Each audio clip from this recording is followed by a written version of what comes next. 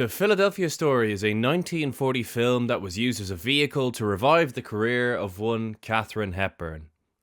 It was a major success, and we are covering it today on the Golden Hour Film Podcast.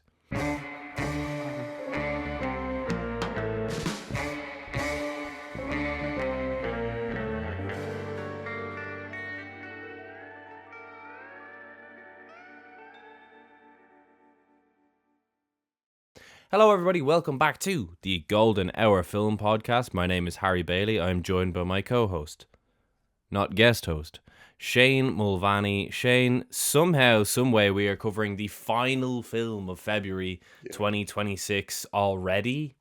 Mental. How are you? I'm doing pretty well, yeah. I think we've checked off a few pretty classic, obviously, screwball comedies this month. And I think this big is, time. This has been a big month. yeah. And this is also a good excuse for us to kind of check off another Jimmy Stewart film, which has been a long time in the making. We did some early on, but it's been a while, I think so. And obviously, Cary as well has popped up in the pod a few times. And obviously, Katherine Hepburn has had a couple of appearances in the last couple of months. So yeah, the big trio, three of the kind of best golden era Hollywood actors all on the podcast at once. So yeah, it's pretty good, I think. Yeah, this is like an insanely stacked film from top to bottom. The story of how the film came about is one that's been told a billion times, but I will just rehash it very quickly.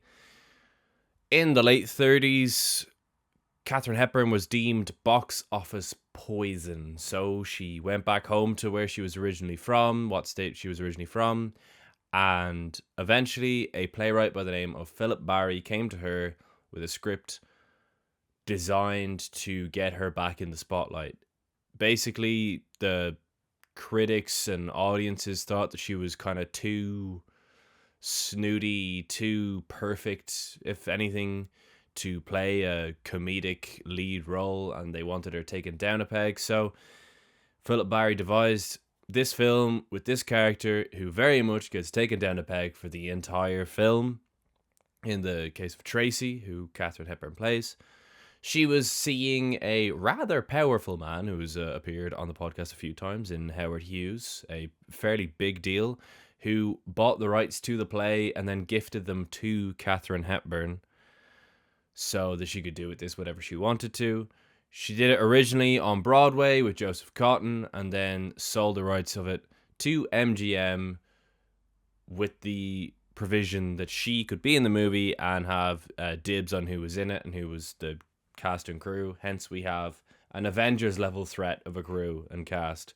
We have George Cukor directing it. Initially she wanted Clark Gable and Spencer Tracy, but instead we get Cary Grant and Jimmy Stewart. I think that is for the better, because this is like one of the most iconic trios in classic Hollywood. This trio in this film is amazing. You also have the likes of Adrian, one of those iconic people who go by one name, who is like one of the greatest costume designers in cinema history. Did like the Wizard of Oz costumes, for example. He designed the iconic dress that she wears, where it's almost like a white ball gown with these gold sequences on it. And the way that it's shot, she basically glows in the film. It's so impressive.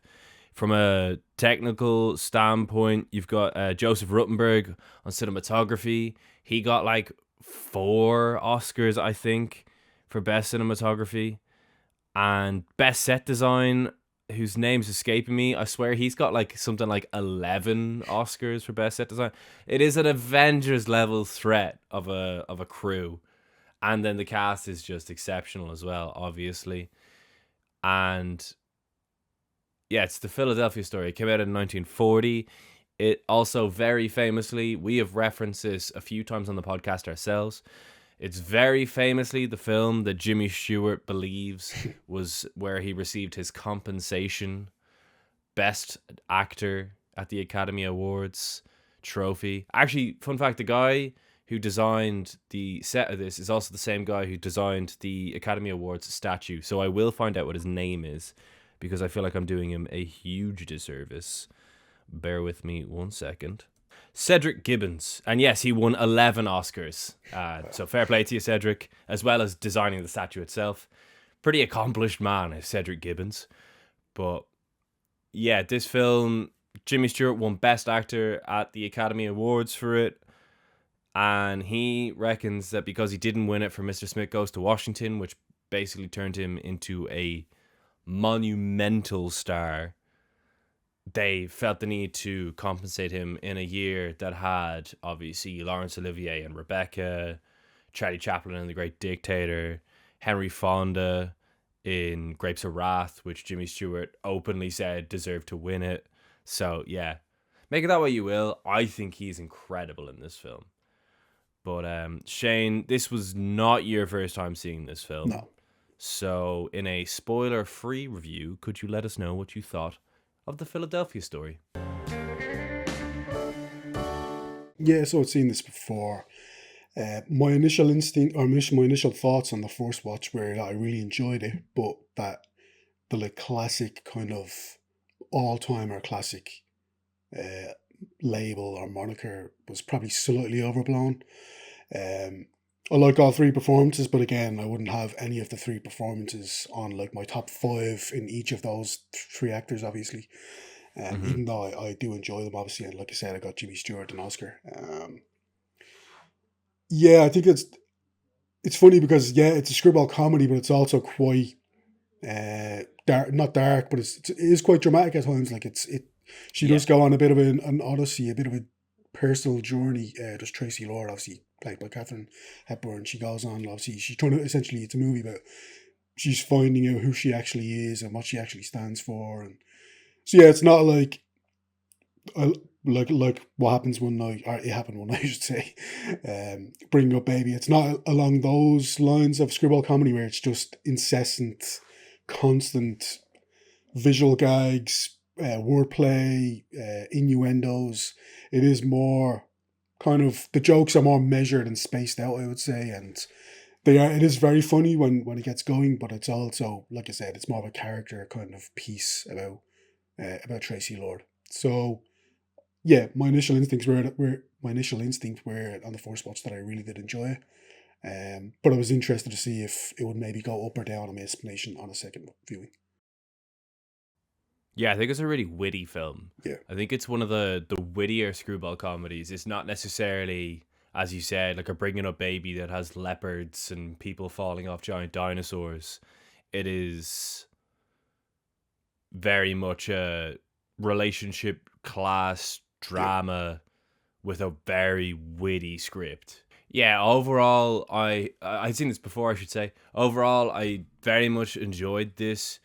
I think that trio is a fantastic trio on screen. I would agree that Jimmy Stewart and Cary Grant have given better performances. I really like Katherine Hepburn in this film a lot. I think it might be one of my favorite performances of her. That being said, she's probably someone I should see more films of. I haven't seen like an enormous amount of Katherine Hepburn films. That being said, there are scenes between Jimmy Stewart and Cary Grant that are some of my favorite interactions between Jimmy Stewart and other people ever. Notably the ones where he's drunk. Yeah. I think his drunk acting in this film is unbelievable. His drunk acting is some of the best drunk acting we've covered on the podcast. Yeah, it does feel more like a class romance comedy drama rather than a screwball comedy, but it does get lumped in there with the screwball comedies of that time. So, like, you know, don't give out to us for covering it this month.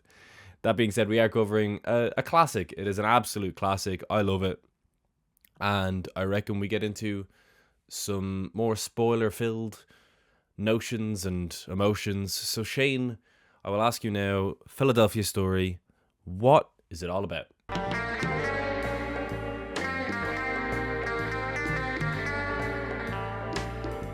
Yeah, so at the start of the movie, Tracy Lord is married to C.K. Dexter Haven, but their marriage isn't smooth sailing. And it's funny scene at the start of the movie where she kicks him out, and well, this isn't funny, but essentially he pushes her over and he gets a little bit violent towards her. Yeah, I mean that's obviously what passed for comedy back in 1940. So there we are. Yeah. He like goes, and then he face palm instead. Yeah. So there's a few things in this that don't fly anymore. There's a pervy uncle as well, who was obviously the height of comedy back then, but like now you're like, oh. Yeah. So obviously some time passes and Tracy is going to get remarried, and C.K. Dexter Haven finds this out, and he goes to a newspaper, or a magazine, I should say, where Mike Connor works, and Liz, who's a kind of the photographer that works alongside him, Mm-hmm. who has a bit of a thing for Mike, we should say, who's played obviously by Jimmy Stewart. But he essentially Yes. sells the story, and says that he can get Mike and Liz in to cover the wedding for the magazine. Um, basically in exchange, obviously he can get them access in exchange for kind of, yeah, essentially personal favors to him. So maybe not the Yeah. most ethical transaction, but obviously it works for Mike's boss. So there we are. And yeah, from there, obviously, once we get, yeah, that's essentially the setup. And once we get there, then that's where it is a love triangle, but it's also kind of a love square. If kind of, I would say it's a love pentagon if you yeah, throw Liz in maybe, there. yeah, maybe, yeah, like it's, yeah, that's true. And I That mean, if you want to throw the uncle in there too, you gotta. I Yeah. wouldn't, I would, but yeah. So like, because they're three big stars, it's marketed as a love triangle. But yeah, you have Liz and you have the groom, whose name I always forget. Um, Yeah, it's really funny that you have a love triangle between a woman who's due to be married, yeah, her ex-husband, and the journalist. Those two men are both supposed to be attending her wedding. So the guy she's marrying yeah, isn't included in the love triangle. He's so secondary yeah. to Mike and George, C.K. Dexter Haven. yeah, Again, just love Jimmy Stewart's drunk acting when he just keeps calling him that. yeah. Instead of like calling him like Dexter or whatever, he addresses him as C.K. Dexter Haven The whole scene, over and over yeah. and over again. It's so good. And that scene, we might as well talk about it now since we're on the topic. That is my favorite scene in the movie, and you can tell how So much good. fun, in particular, Cary Grant is having. He's just so entertained by what Jimmy Stewart is offering up. Like he Yeah. keeps doing this like belch, or this like little burp, these little mini burps in between his dialogue, and Grant is visibly like just more and more entertained every single time. And yeah, Yeah. it's one of those where because Jimmy Stewart is getting all of the funny lines, like another probably more egocentric actor, which isn't necessarily like, sometimes Cary Grant could be that, but obviously at this Yeah. point in his career, like he very much the suave kind of leading man, but he was very much just playing along with it, kind of throwing little softballs at Jimmy Stewart and setting him up, and Yeah. I think you can visibly tell he was very, very entertained throughout the whole scene. Yeah. There's a point where Mike, Jimmy Stewart's character, says, "Well, C.K. Dexter Haven, at this point, either I have to suck you or you have to suck me." And Cary Grant's response is, "Well, should we toss a coin?" So it's like it's very. There's a lot of banter in this. Even the build up to that scene. Basically, these two guys are fighting over Tracy, Katherine Hepburn's character, and this is they're not even like aggressively fighting over it. It's all very passive aggressive, Yeah, and like half the time Mike doesn't even realize that he's attracted to her, and the build up to this is that Mike and Tracy get plastered the night before the wedding and have a bit of a dance, and then she gets whisked away by the fiance, so he's left at the bar, and he goes, "Boy, champagne, just the bottle. I'm going on a picnic," which is such a great way to order a drink. Takes the bottle. Again, hops in the taxi and goes, "Follow that cab." And the taxi driver's like, "There's no cab." And he goes, "Oh, I thought I'd try that for once." You could just tell Jimmy Stewart's just having a whale of a time doing this. Especially, like, he's just enjoying drunk acting.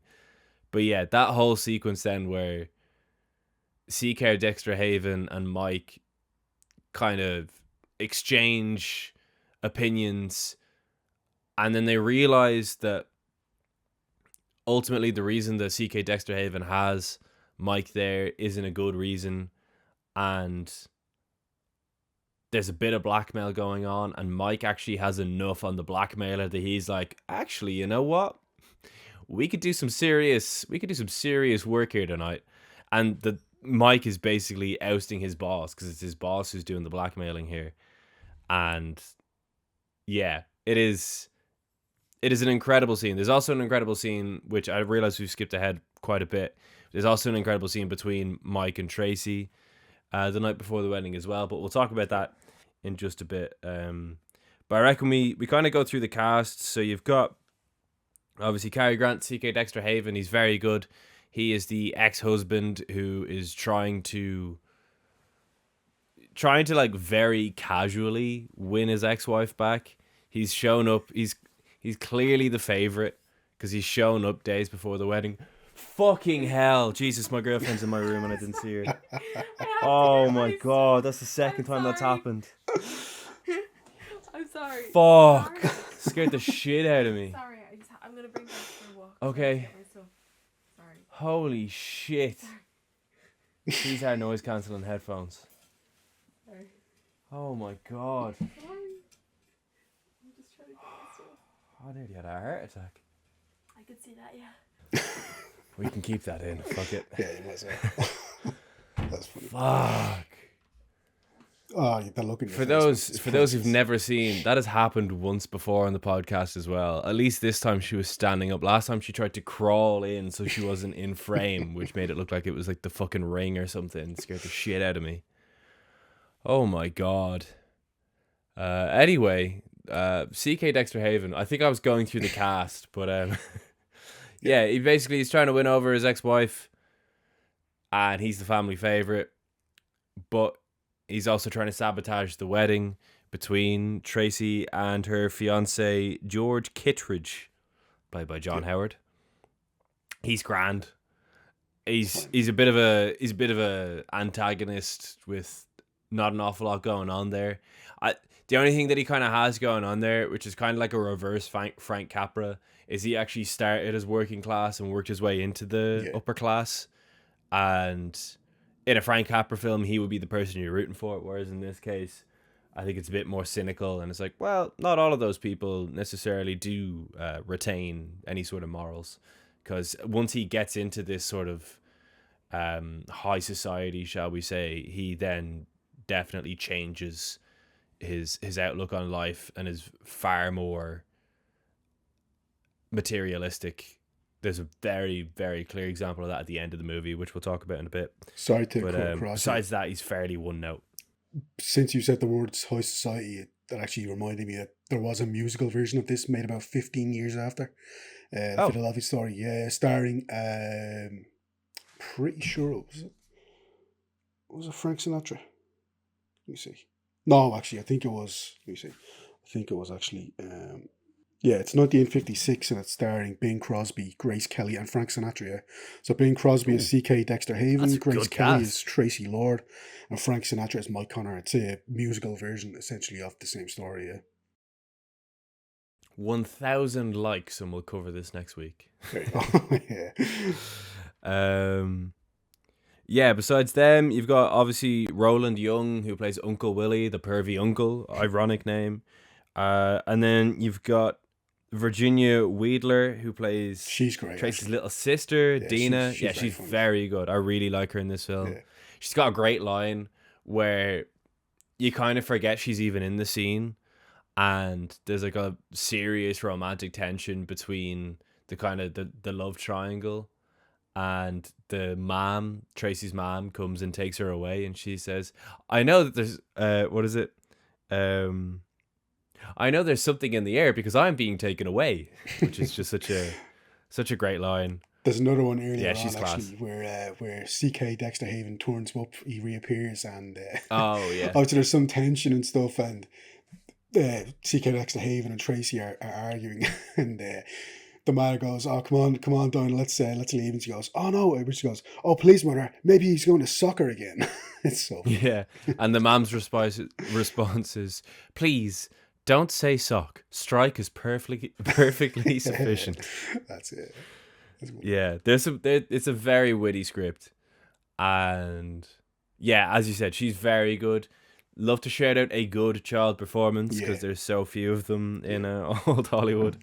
And then obviously you got Jimmy Stewart, who's Mike. You've got Ruth Hussey, who plays Liz, who's Mike's photographer, and Liz very much is infatuated with Mike, but never kind of tells him. I think she kind of doesn't think that he's ready for anything serious, so she intentionally holds herself back. But then when this whole love triangle kind of kicks itself into gear, then she kind of herself shifts into gear and realizes, well, I actually might end up losing him if I don't do something about it. But even still, she doesn't necessarily do an awful lot. I feel like C.K. Dexter Haven and Tracy kind of do that work for her. They kind of speak on her behalf when it comes to Mike, and they're like, Mike, you might actually have someone else interested in you who you have far more in common with. But yeah, besides them, you've got Katherine Hepburn, who's Tracy Lord, who's the center of this whole film. She was married to C.K. Dexter Haven. They got divorced. There's a lot of divorced women in this film, which I think was definitely an intentional theme in the film. That like there's all of these strong, independent divorced women. Yeah. Because I'm sure in 1939, 1940, it wasn't necessarily the most common occurrence. As a matter of fact, the film, I know it's 10 years prior, but the film The Divorcee, which won Best Actress at the Oscars, the whole premise is about a woman who gets divorced, and that is the premise. So it obviously was a bit of a taboo thing 10 years ago. Obviously in 1940, it's probably still a bit taboo, but obviously not as. So yeah, definitely an intentional thing, I would say. And yeah, she's now gonna marry this guy, but her ex shows up, these journalists show up. She finds out that these journalists are working for Spy magazine, so she's now trying to put up this whole facade for Mike, the journalist. While she's doing it, they end up, having that scene, and we end up with, if it's not the scene with Mike and C.K. Dexter Haven where he's drunk, it's the scene where Mike and Tracy are drunk and they dance by the pool is my favorite scene. Yeah. It is kind of the culmination of the whole film, because there's a great bit of mirroring earlier on in the film. As I said, this film was kind of designed to intentionally take Katherine Hepburn down a peg in the public's eye. And there's a scene where C.K. Dexter Haven basically says that she's like borderline subhuman until she can like summon up the emotion to actually care about other people and not just herself. And she basically like completely reiterates his entire monologue to Mike, but with the gender swap. Instead of like, you would be the only way for you to become like a perfectly good woman is like the only way for you to become a perfectly good man. And she's saying this to Mike because Mike looks down upon those in this kind of upper class, the higher society, shall we say. And he has all of these predispositions about them all, but that they're all snobs and that they all live a lavish life and that they couldn't possibly do whatever. But in doing so, he basically like writes off every single person he meets at this wedding and comes across as a bit of a dick. So she says that whole monologue to him and then cuts herself off at the very end, which is great. And then it's shot beautifully. Cinematography is amazing. The costume design is amazing. They have that dance by the pool, and they run off into the night together to do some bits, shall we say. Because when they come back, she is plastered, he is plastered, he is carrying her from the pool and he's bringing her up to bed. And yeah, C.K. Dexter Haven and the fiance and the little sister from her bedroom window all see him carrying her. They also shared a kiss as well. And Jimmy Stewart goes on these like crazy monologues that are brilliant, and there's some great close-ups. He says that she's lit from within, which is another great line. But when he comes back down after putting her to bed, again, an amazing scene where Kittredge is gonna beat the absolute shit into this guy for carrying his fiance to bed the night before their wedding after disappearing in the pool together.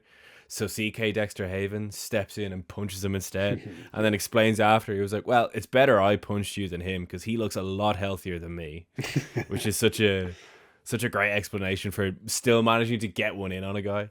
But then the next day is the day of the wedding. Oosh.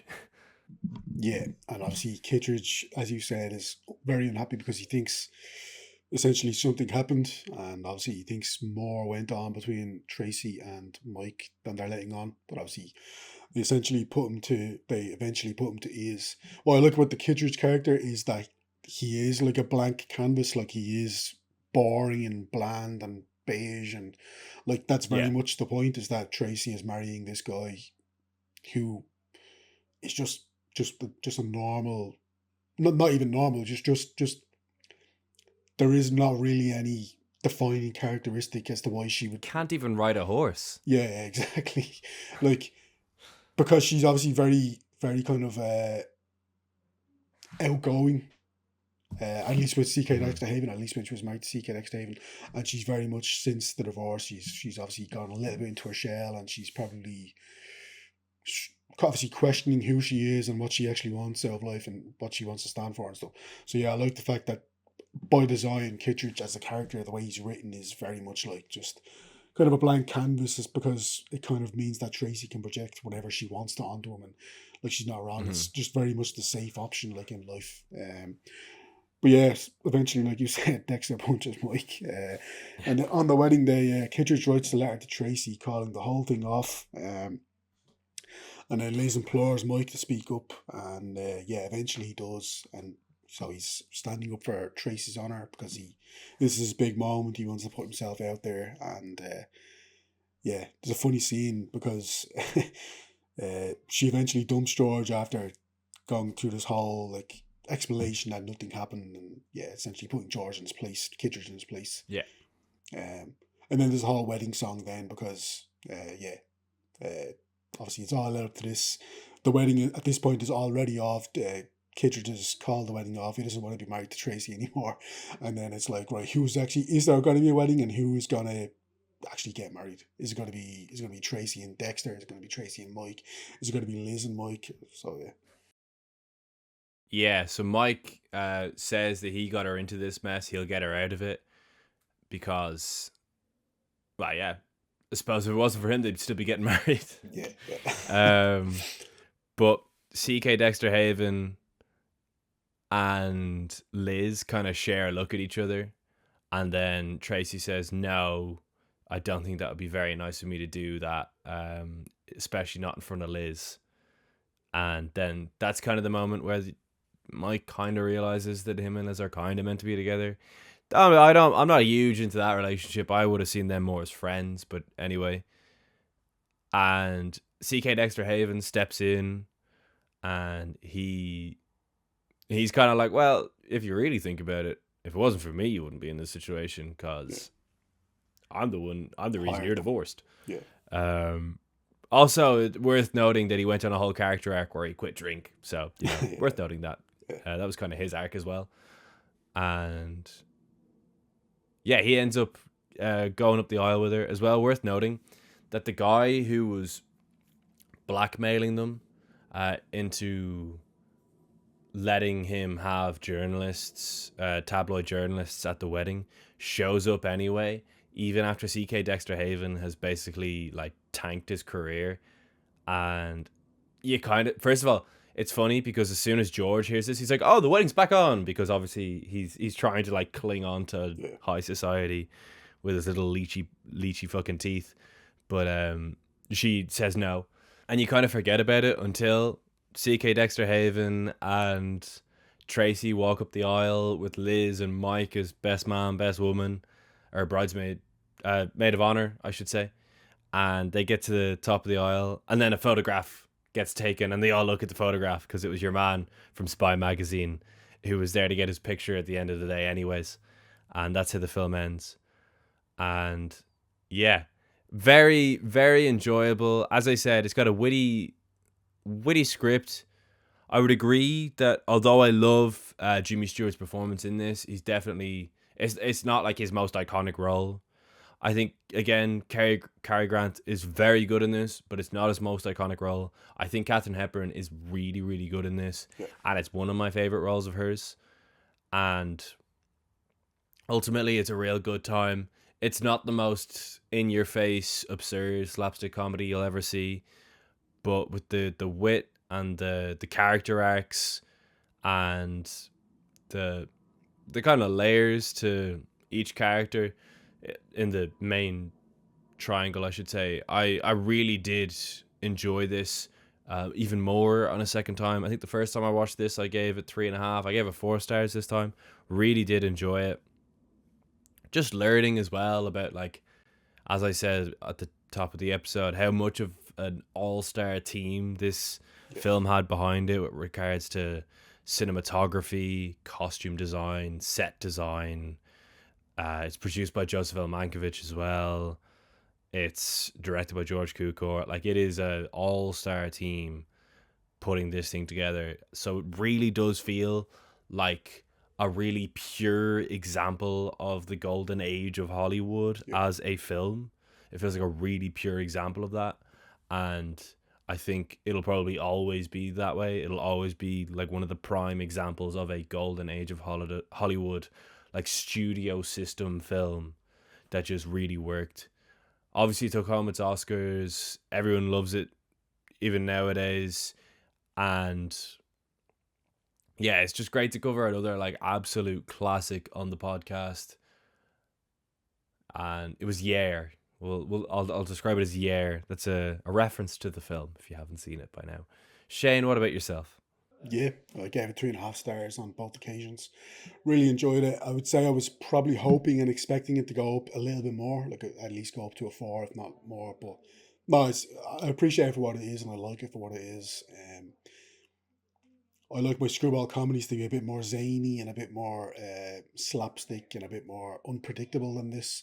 Like you said, this is very much it is a screwball comedy at times, but it is more of a dramatic kind of character study about obviously Tracy Lord, and so there probably aren't as much as there aren't isn't as much room for kind of the zaniness and the jokes as perhaps in other screwball comedies. But you've got three of the kind of biggest stars in old Hollywood, all in the same movie, and along with all the other kind of behind the camera talent, like you said. So for that reason alone, it's always going to be a great kind of example of what can be achieved when you get so much talent together.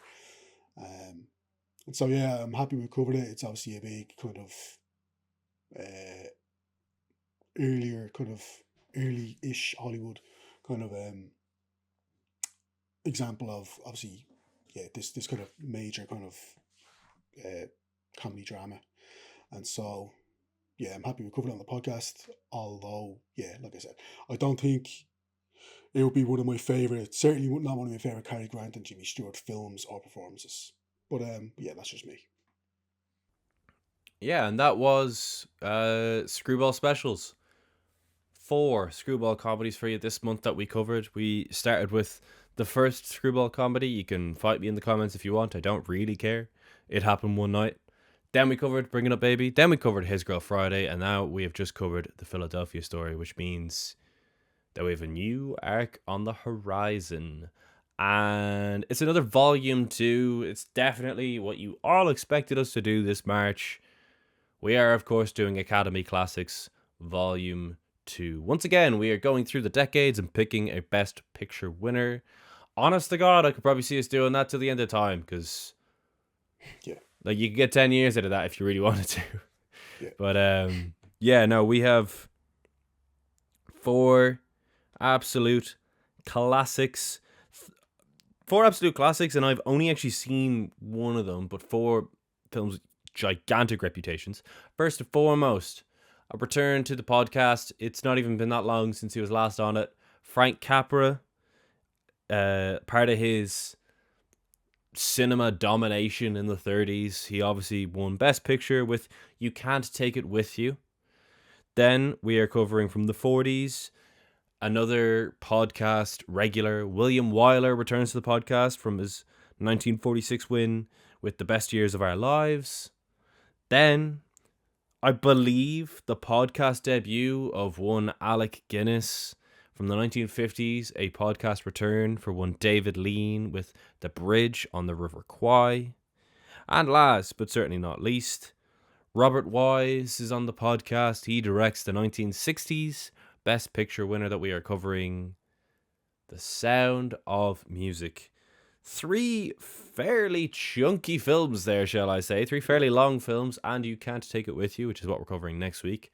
Before we get into that, we will talk about what we have watched recently, and then we'll wrap up February on the Golden Hour Film Podcast.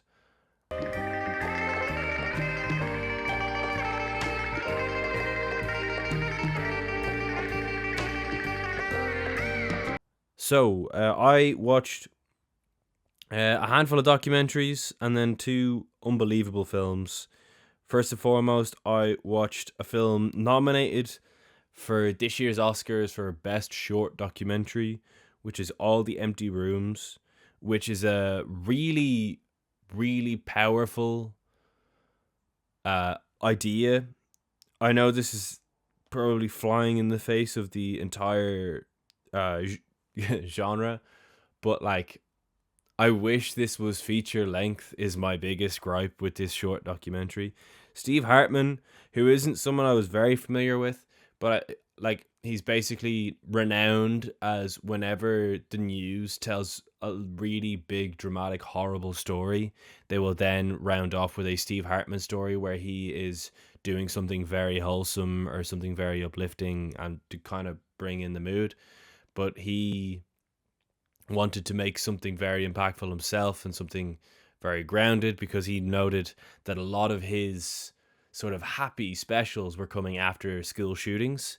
So he decided to do a documentary where basically he photographed the insides of the empty bedrooms left behind by victims of school shootings and then turned them into photo books for the parents, which is incredible work from him. Like it's an incredible what he did. And as I said, it's just over half an hour long. It's on Netflix. It's nominated for this year's Oscars for Best Short Documentary. I would definitely recommend it. But as I said, my only issue with it is that it's not long enough. I really could have done with another hour of it. I then watched a documentary that was recommended to me by a friend, and I was really not disappointed with this. It is fantastic. It is The Voyage of the Sarumanok, which is one of them like YouTube late night finds. It's like 200 people have logged it on Letterboxd, yet it has like 5 million views on YouTube. Basically, a man by the name of Bob Hobman had it in his head that thousands of years ago, despite what scientists would say, that people from Madagascar sailed directly to and from Indonesia as like one of the first sort of great migrations, shall we say. Because obviously Indonesia, country, like one of the most populated countries in the world. Madagascar, very much not. Scientists and historians would tell you that no, they did like a years long route where they went the whole way around Africa and then the whole way around the bottom of Asia. He was like, no, I bet you there was a mass migration that they accomplished in a matter of months. So this absolute nutter and a team of other nutters built a boat in the style of how boats were made 2,000 years ago. They did not use a compass. They did not use any tools. They literally, they raw dogged it. They went off the stars. And yeah, I won't spoil it, but there's like a very famous clip in this documentary where Bob Hobman is there in his like yellow rain jacket and he is just talking about how like one guy died. That's like in the first scene, so that's not even a big spoiler. One guy died. One guy is soaked beneath his skin and they don't know if he's going to make it because they don't know how long it is until they need to reach some sort of land in order to be able to communicate with the outside world to get him to medical safety. You've got only one woman on the boat, and he was saying that she was basically being driven up the walls by being the only woman on the boat. Everyone's soaked. They've just survived a storm. The boat is literally like snapped everywhere and they are constantly repairing it as they sail. But somehow the Sarumanok is still going. And it's like, go on, Bob. Like he just manages to put a spin on it. Yeah, it is some proper raw adventure shit, and that is my absolute cup of tea. I then watched a documentary that I didn't think was particularly great, which is a 2026 documentary by Netflix about Elizabeth Smart, which is it is an interesting case. A woman came back after being kidnapped at the age of 14 by this weird religious cult. And the whole idea is that her little sister was in the room as she was kidnapped at the age of 9, and basically spent all these months after the kidnapping trying to remember where she knew the voice from, and then yeah, whatever. But it's very surface level. It's very Netflix. It's very formulaic. It feels like it could have gone into some much more deeper territory. Like, her story is horrific, but I just feel like the documentary didn't necessarily do much to, first of all, highlight the total police negligence. Like, the police were useless in this particular case. They got nothing right, and yet, like, half the people being interviewed are the people who were on the police force who were looking for her. Not a massive spoiler, but the police had nothing to do with her being found. Like, they were totally wrong the entire time. And then they basically like spend the documentary having the police justify their mistakes. It's like, actually, no. Go in on them a bit. Like, don't. Why are you giving them such an easy ride of it? I just thought they were let off for fucking around. To be honest, she would never have made it home, in my opinion, if it wasn't for her little sister and her uncle. She has one particular uncle who seemed to do all the work when it came to trying to get her found. Yeah, I just thought it was a very Netflix documentary, very surface level. Could have gotten much deeper than it did. And then I watched two rather decent films by the names of When Harry Met Sally and All the President's Men. You know, don't know if you've heard of either of them. Both incredible. Yeah. When Harry Met Sally, I mean, similar to Philadelphia Story, you want to talk about just an incredibly witty film, but like, God, you could literally sit and watch Billy Crystal and Meg Ryan back and forth for like 10 hours and it probably would never get boring. They've just so much chemistry.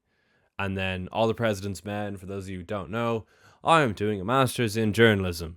So this film was rather inspiring. It is about Watergate, pretty much the single greatest achievement in all of journalism. And yeah, Robert Redford, unbelievable. Dustin Hoffman, unbelievable. My second Alan J. Pakula film of the year, and both of them were absolute home runs. Like, unbelievable director. What was the other one? Clute, with Donald Sutherland see that. and Jane Fonda. Oh, Big what a watch that. film. Fucking love Clute. But yeah, All the President's Men, just absolute banger.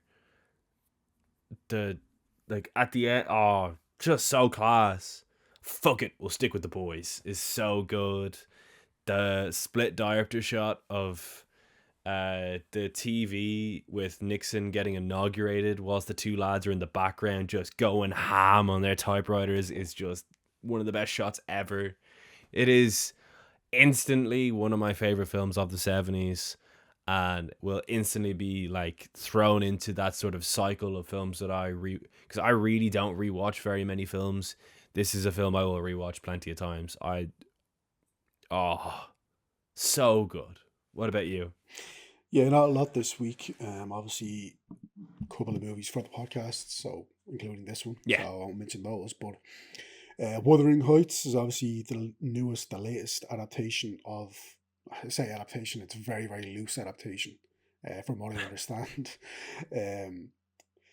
Yeah, from Emerald Fennell, who obviously did Saltburn, and she did Promising Young Woman. I actually liked Promising Young Woman, and she won the Oscar for that, for I think original screenplay. Look, I wouldn't have given it to her myself, but it was a fine screenplay, I'd say. Like, it was decent and a decent movie. I didn't really like Saltburn, and a lot of the issues I had with Saltburn I had in this as well. It's like she's going for the provocative, but then she just stops short every time she hints at something interesting. I think she's a really good director when it comes to, like, along with Linus Sandgren, her cinematographer. Like, they conjure these amazingly beautiful cinematic shots and sequences, and it's like they feel quite dreamlike in their nature.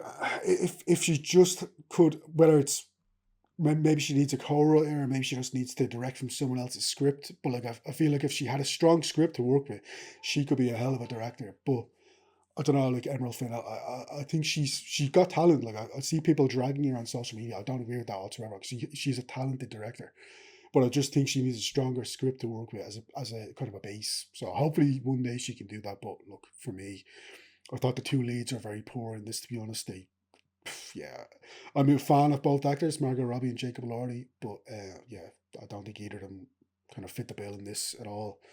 So it's a shame, but yeah, I didn't like it. Twin Peaks Fire Walk with Me. Obviously, I'm finished the second Oh, season. I didn't even see that you saw this. Yeah. Oh no.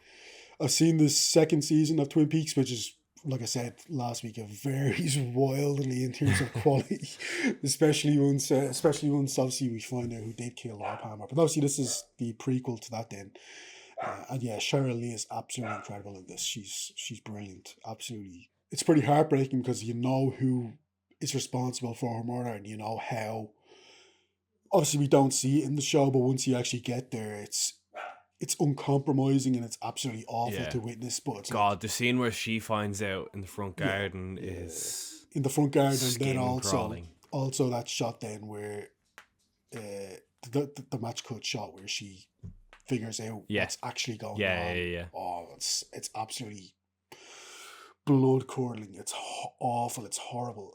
But obviously incredible performance, and like it's such an effective kind of prequel and companion piece to Twin Peaks. Even if it's very bleak to watch at times, really enjoyed it. Well, I say enjoyed. You know what I mean? You know what I mean by that. It's really effective at what it does. And then Crime 101 is a new film from Bart Layton. I don't know if you've seen American Animals, have you? With Barry Keoghan and Evan Peters. No, I actually haven't.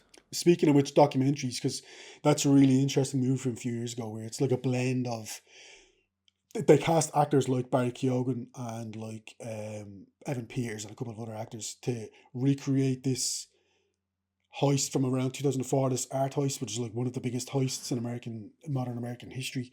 But they also have the actual people then like doing like documentary style interviews to camera, talking about what was actually how it all went down. So it's a really interesting kind of blend of genres there. This is obviously just a much more Crime 101 is a much more kind of straightforward crime thriller. Very much wears its influences on its sleeve, particularly Michael Mann, I'd say, with He and with Thief in particular. Chris Hemsworth, you know, when you're playing a thief, it's like he's quite buttoned up and he's quite stoic and he doesn't speak a lot and he's just kind of suave and he does that well enough. But I could watch Mark Ruffalo all day.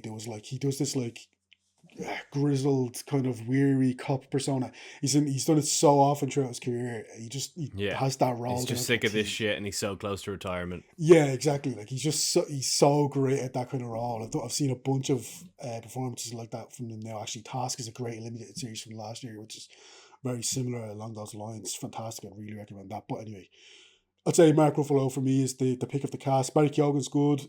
Hemsworth is good for what he is. He is the lead of the movie, but like I think you could transplant a lot of actors in there and they'd probably give the same performance. Halle Berry's good. I think I enjoyed this a lot. My main issue would be that I think it could have been more cinematic. Like there's not a lot of standout heists. It's not really a heist movie, I suppose. It is more of a character piece. But like even the last act, I think the last act to me screamed of we've blown all of our budget and we need to figure out a way to come up with something. Like it's an effective ending and it's good at what it does, but yeah, maybe it could have been a little bit more dramatic and cinematic. But I still enjoyed that, and if you're looking for a kind of thriller that's out in cinemas, I would recommend that. And yeah, that's what I've seen. Great. So next week we get back into the swing of things with the Oscars. It is You Can't Take It With You, directed by Frank Capra. Again, starring none other than Jimmy Stewart. And yeah, that was Screwball Specials, our second arc of the year. Let us know what kind of stuff you'd like to see on the podcast, of course. We very much have ideas as to what we want to do for the next few months. But your ideas, your recommendations, your suggestions, your requests will always be answered. So please do throw them in the comments on YouTube. In the meantime, I have been Harry Bailey. I have been Shane Mulvaney. and we will see you next week for You Can't Take It With You. Goodbye.